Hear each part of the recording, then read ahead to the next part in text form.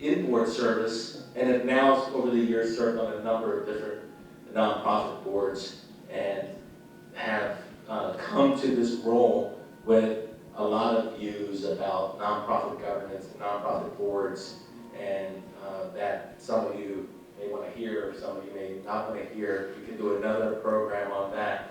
But I have very strong views on the need to have much stronger governance on our nonprofit organizations.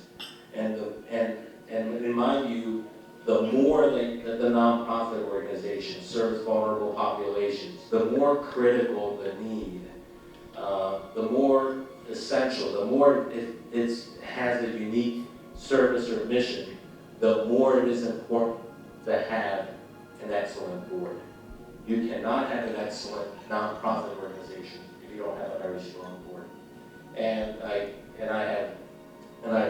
think that part of that doesn't mean just getting good lawyers and accountants and donors on your board. I think it also means, as a community, learning to be, all of us learning to collaborate better, learning to trust each other and turn to each other for advice, help each other run our organizations, help each other solve problems.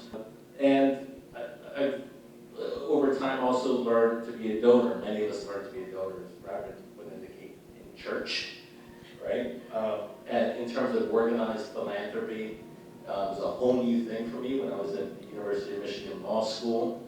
And at the end of the first year, anybody who had gotten a summer job at a law firm, and this was the culture at Michigan, was expected to contribute to help defer the expenses of other students who were working for free in public service that whole summer. And what they asked everybody to do was write a $100 check. Being somebody who worked a lot of administration, my guess is it probably cost $100 to get that $100 by the university. But they understood the importance of early on getting people in the mindset that no matter how much we have, as we get, we must give.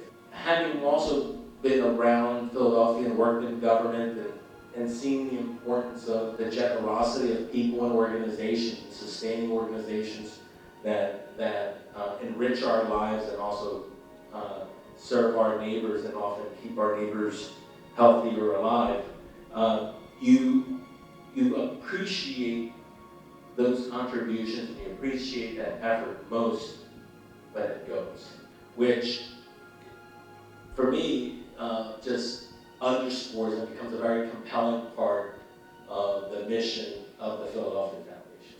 Because the mission of the Philadelphia Foundation is to be here forever to serve the community.